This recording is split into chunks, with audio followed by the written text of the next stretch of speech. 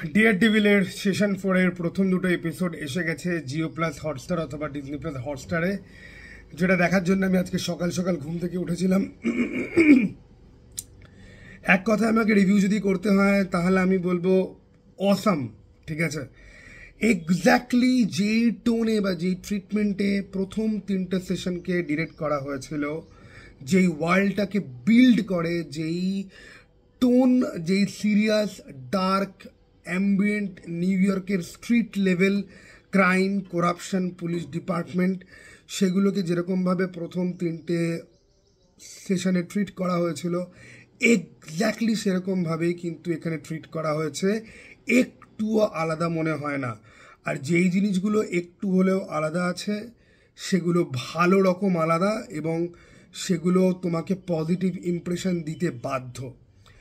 একদম এক কথায় যদি বলতে হয় তাহলে আমি এটাই বলবো যে দেখে মনে হয় যে জাস্ট ঠিক মানে নেটফ্লিক্সই বানাচ্ছে বলে মনে হয়।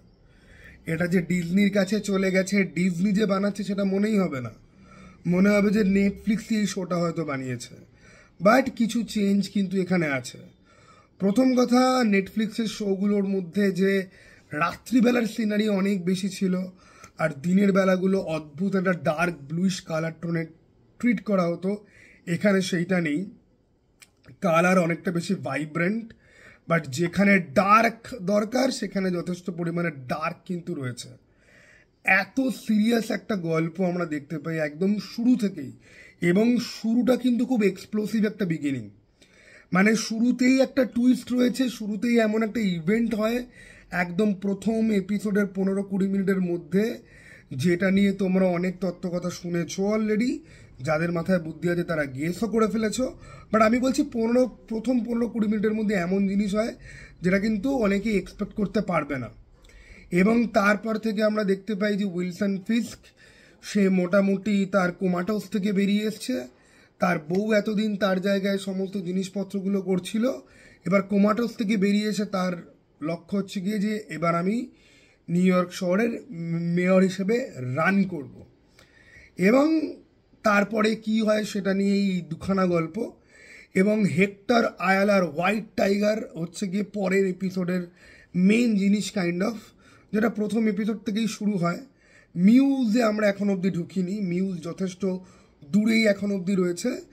এবং হোয়াইট টাইগারকে নিয়ে যে গল্পটা আস্তে আস্তে করে শুরু হয়েছে, যেটার অনেকটা আমরা সেকেন্ড এপিসোডে পাই দেখতে, সেটাও কিন্তু কাইন্ড অফ কি বলবো, মানে এগুলো নিয়ে ডিসকাস করতে গেলে পরে আমাকে স্পয়লার রিভিউ বানাতে হয়।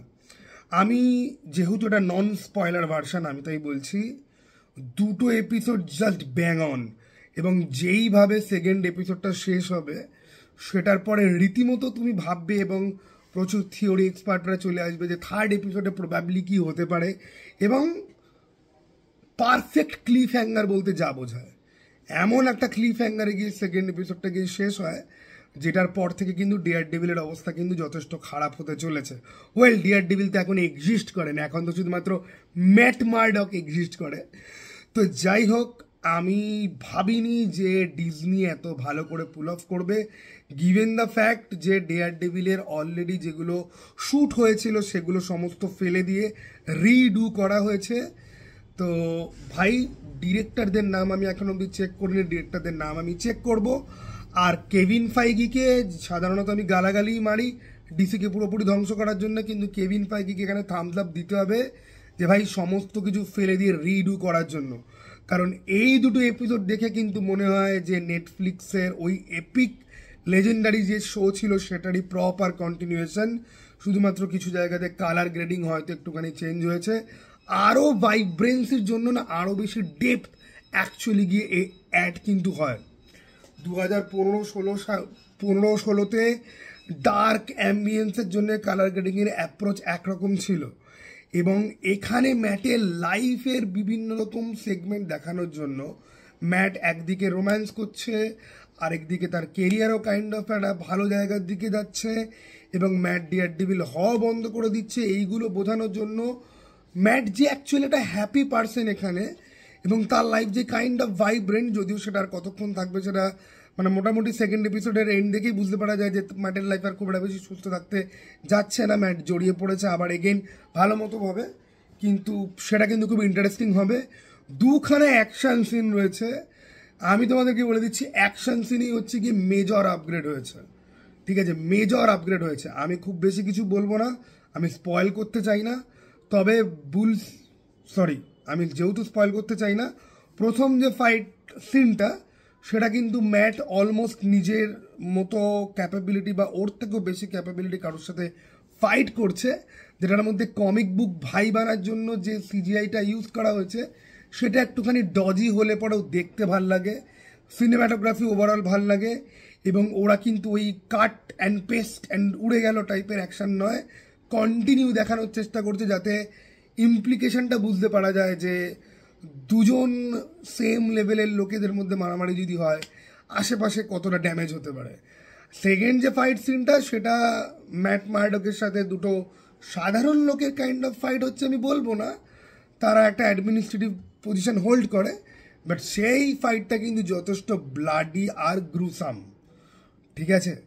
ম্যাটকে কোণঠাসা করা হলে পরে কি হতে পারে, কেন ম্যাটকে লিটারালি ডেয়ার ডেভিল বলা হয়, কেন ম্যাট ডেয়ার ডেভিল, ঠিক আছে, ডেভিল সে কেন, সেটা দুটো ফাইটের মধ্যেই বুঝতে পারা যায়, এবং সেই জিনিসগুলো কিন্তু বেশ এনজয়েবল। আমি আর বেশি কিচ্ছু বলবো না, আমি খালি এটাই বলবো, আমি যে ভাই গতকাল রাত থেকে টেনশন নিয়ে আজকে ভোরবেলা উঠে যে দেখেছি, এবং ডেয়ার ডেভিলের একজন ফ্যান হিসেবে আমি চূড়ান্ত লেভেলে আমি এনজয় করেছি, ঠিক আছে, চূড়ান্ত লেভেলে। বিশেষ করে সেকেন্ড এপিসোডের লাস্টে যে ফাইট সিকোয়েন্স আছে ওটা দেখার সময় তো আমি চিল্লাচ্ছিলাম, ঠিক আছে, ওকে। তো আর এখনো অবধি আমরা যা যা দেখেছি ট্রেলারে কিন্তু এইগুলোই কিন্তু দেখানো হয়েছিল, ঠিক আছে।